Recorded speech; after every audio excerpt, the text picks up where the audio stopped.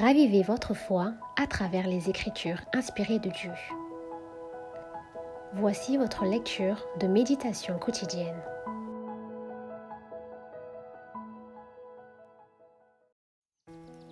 Lorsque nous ne recevons pas sur le champ les choses demandées, croyons néanmoins que le Seigneur nous a entendus et qu'il nous exaucera.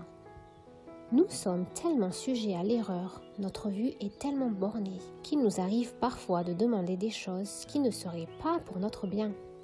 Dans son amour, notre Père Céleste exauce nos prières en nous accordant ce qui est le mieux pour nous, ce que nous demanderions nous-mêmes si nous pouvions juger justement des choses spirituelles.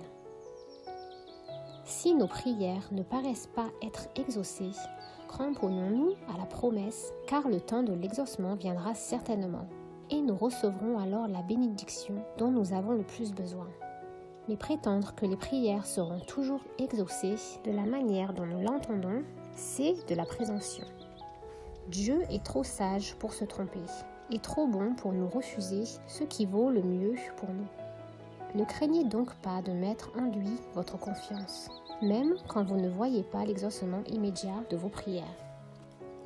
Reposez-vous sur cette promesse qui est ferme. Demandez et vous recevrez.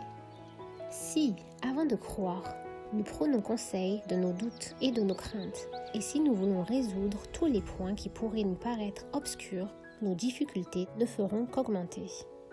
Mais si nous venons à Dieu dans le sentiment de notre impuissance et de notre dépendance, si, avec une foi humble et confiante, nous exposons nos besoins à celui dont la sagesse est infinie, à celui qui voit tout, il entendra nos cris et il fera briller sa lumière dans nos cœurs.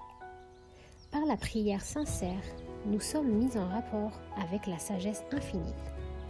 Nous pouvons ne pas avoir, au moment où nous prions, une preuve spéciale que le Seigneur se penche sur nous avec compassion et amour, mais il le fait cependant.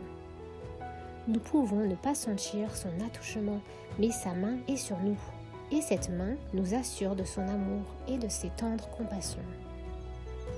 Quand on s'approche du Seigneur pour lui demander grâce et assistance, il faut le faire dans des sentiments d'amour et avec le cœur disposé au pardon.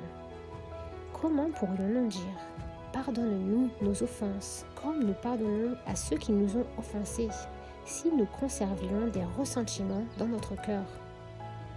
Si nous voulons que nos prières soient exaucées, il faut que nous pardonnions aux autres de la manière même où nous nous attendons à être pardonnés.